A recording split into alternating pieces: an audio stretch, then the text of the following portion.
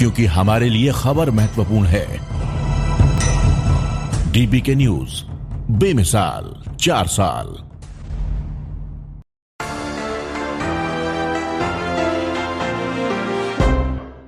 नमस्कार, खबर गांव शहर बुलेटिन में आप सभी का बहुत बहुत स्वागत है। मैं आपके साथ हर्ष चौधरी और आइए बुलेटिन देखते हैं खबर गांव से लेकर शहर तक की हर एक बड़ी खबर फटाफट अंदाज में। यूक्रेन पर रूस के हमले का आज दूसरा दिन। आज रूस की तरफ से हमलों की इंटेंसिटी काफी बढ़ गई। सुबह से यूक्रेन की राजधानी कीव में 7 बड़े धमाके सुने गए।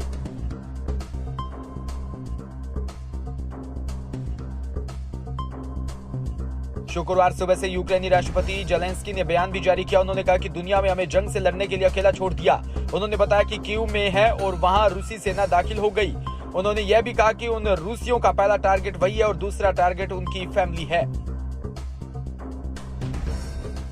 यूक्रेन के राष्ट्रपति वोलोडिमिर जेलेंस्की के पूरी सेना को युद्ध में उतारने का ऐलान किया। इसके लिए यूक्रेन सरकार ने 18 से 60 साल के यूक्रेनी पुरुषों को देश छोड़ने पर रोक लगा दी। कुछ रिपोर्ट्स में कहा जा रहा है कि यूक्रेन ने अपने 10,000 नागरिकों के मुकाबले के लिए रिफाइलें दी है।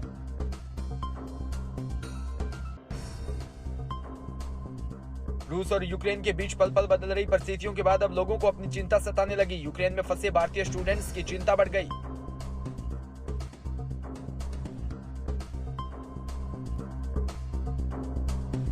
भारत में मौजूद उनके परिजन लगातार सरकार से अपनी बेटे बेटियों को वापस लाने की गुहार लगा रहे हैं। आलम यह है कि उनके परिजनों के आंखों के आंसू सूख नहीं पा रहे। यूक्रेन के कई भारतीय स्टूडेंट फंसे हुए हैं।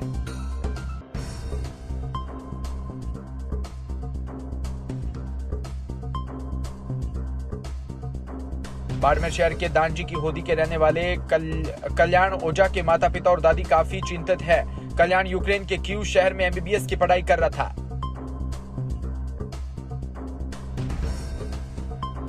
अयोध्या में उत्तर प्रदेश विधानसभा चुनावों 2022 के 4 चरणों में मतदान हो चुका है।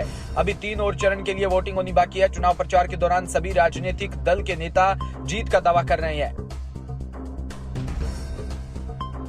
सबके बीच मुख्यमंत्री योगी आदित्यनाथ ने उत्तर प्रदेश के अगले मुख्यमंत्री को लेकर बड़ी बात कही। दरअसल सीएम योगी से पूछा गया कि प्रदेश का अगला मुख्यमंत्री कौन। इस पर सवाल का दिलचस्प जवाब देते हुए मुख्यमंत्री योगी आदित्यनाथ ने कहा कि कोई राम भक्ति उत्तर प्रदेश का अगला मुख्यमंत्री होगा। योगी आदित्यनाथ ने समाजवादी पार्टी के प्रमुख और उत्तर प्रदेश के पूर्व मुख्यमंत्री अखिलेश यादव पर भी निशाना साधा। उन्होंने पूछा कि जब अखिलेश यादव अयोध्या का दौरा करेंगे तो क्या वह राम भक्तों से माफी मांगेंगे। सरदार शहर के बंदाऊ गांव में गुरुवार को करंट लगने से एक विवाहिता की मौत हो गई। पुलिस की सूत्रों के अनुसार बंदाऊ निवासी नंदलाल सुतार ने रिपोर्ट दी। उसकी ताई भीखा देवी 52 वर्षीय पत्नी भगवान आराम सुतार खेत में कार्य कर रही थी। इस दौरान विद्युत पोल की तार के स्पर्श होने पर करंट आ गया, जिसके कारण मौके पर ही मौत हो गई। परिजन मृतक को राजकीय अस्पताल पहुंचाया, जहां पर पुलिस ने मृतक महिला का पोस्टमार्टम करवाकर शव परिजनों को सौंप दिया।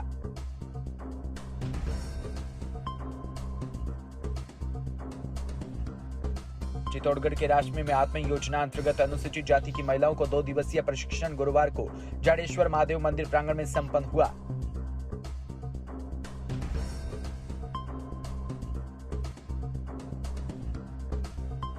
राशमी किसान एग्रो प्रोड्यूसर कंपनी लिमिटेड अजवाइन multi grain grading plant chairman Manju Devi Bunkar, CEO Ratanlal कीर आदि उपस्थित थे।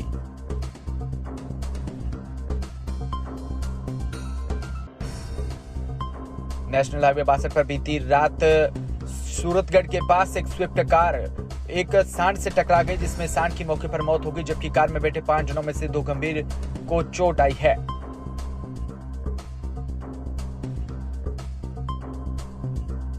गांव मानकसर के 5 लोग एक साथ दोस्त की जन्मदिन की पार्टी पर वापस मानकसर लौट रहे थे। वहीं सामने से एक सांड आ गया और गाड़ी की गति अधिक होने के कारण अनियंत्रित होकर कार सांड से टकरा गई, जबकि कार में सवार 5 जनों में से 2 की गंभीर चोट आई। वहीं ग्रामीणों की सूचना पर परिजन मौके पर पहुंचे। घायलों को अपेक्स अस्पताल सूरतगढ़ भिजवाया, जहां से एक व्यक्ति को गंभीर चोट होने के कारण श्री गंगानगर रेफर कर दिया। पावटा के प्रागपुरा थाना पुलिस ने गुरुवार को सीएलजी सदस्यों के साथ बैठक आयोजित की। इसमें क्षेत्र की पार्किंग, यातायात व आपराधिक गतिविधियों संबंधी समस्याओं के साथ जनता और पुलिस के बीच सामंजस्य स्थापित करने पर विचार विमर्श किया।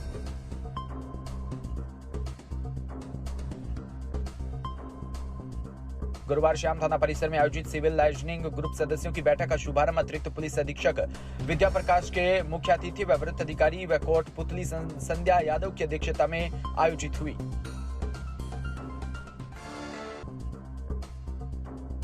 वहीं उन्होंने ग्रुप सदस्यों का स्वागत करते हुए पुलिस और जनता के बीच सामंजस्य स्थापित करने पर जोर दिया। वहीं अतिरिक्त पुलिस अधीक्षक विद्या प्रकाश ने कहा कि ग्रुप का गठन उसी उद्देश्य से किया गया, वहीं जनता का सहयोग पुलिस को मिलता रहे।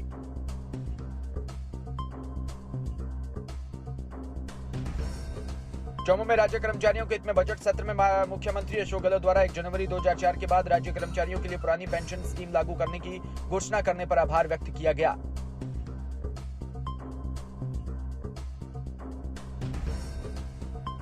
वहीं खुशी का इजहार भी किया। सरकारी कर्मचारियों ने इस खुशी में नगरपालिका अध्यक्ष विष्णु कुमार सैनी सहित कांग्रेस के पार्षद भी शामिल होकर जश्न मनाया। इस दौरान शिक्षक संघ के अतिरिक्त महामंत्री मुकेश हाटवाल, जिला मंत्री अमित योगी सहित अनेक शिक्षक व कर्मचारी मौजूद रहे। बारां के चीपा बड़ौद के डोलम गांव में 17 तारीख को राजकीय उच्च माध्यमिक विद्यालय में पढ़ने वाले एक छात्र की शादी में पहुंचे गुरुजी ने डीजे पर जमकर ठुमके लगाए, जहां साथ में विद्यालय में पढ़ने वाले छात्र भी नाच रहे थे। वहां मौके पर मौजूद छात्र दिनेश नागर ने गुरुजी का वीडियो बना लिया। वीडियो स्टेज पर लगने से नाराज गुरुजी ने छात्र को फोन लगाकर वीडियो उठाने को कहा, जिसके बाद छात्र ने तुरंत वीडियो डिलीट कर दिया। वहीं गुरुजी से माफी मांगी। हालांकि इसके बाद मामला यही नहीं रुका। दूसरे दिन विद्यालय जाने पर छात्र को गुरुजी द्वारा डंडा मंगाकर सभी छात्रों के छात्र दिनेश नागर सामने जमकर पीटा।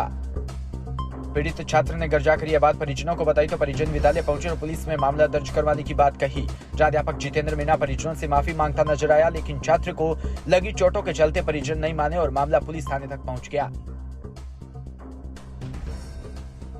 सिद्धार्थनगर के शौरतगढ़ विधानसभा क्षेत्र के बबनी बाजार चौराहे पर उमड़ा जल सैलाब, वहीं विरोधियों की उड़ी नींद।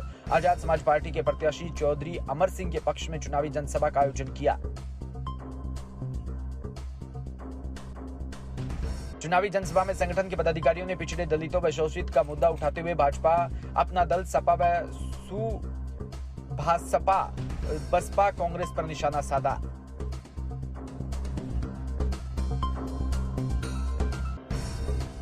दो 2017 में भाजपा गठबंधन अपने दल से विधायक बने। वहीं आजाद पार्टी के प्रत्याशी चौधरी अमर सिंह ने भाजपा पर हमलावर होते हुए कहा कि भारतीय जनता पार्टी ने आरक्षण को अजगर की तरह निगलने का कार्य किया है।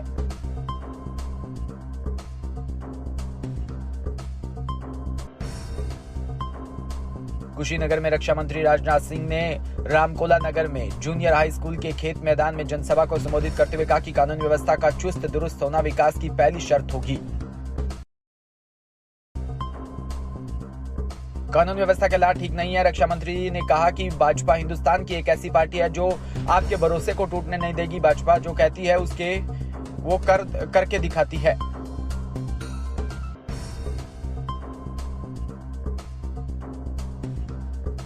राजनाथ सिंह ने रामकोला विधानसभा के भाजपा प्रत्याशी विनय प्रकाश गौंड को जिताने के लिए लोगों से हामी भरवाई और पूरी तरह जीत के प्रति आश्वस्त करते होते हुए कहा कि जब भी अपना अंतिम सभा करता हूं विजय हासिल होता है।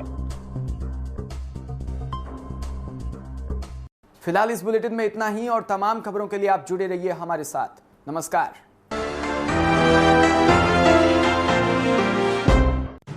राजस्थान समृद्ध विरासत है इसकी शान, रंग बिरंगी पहचान।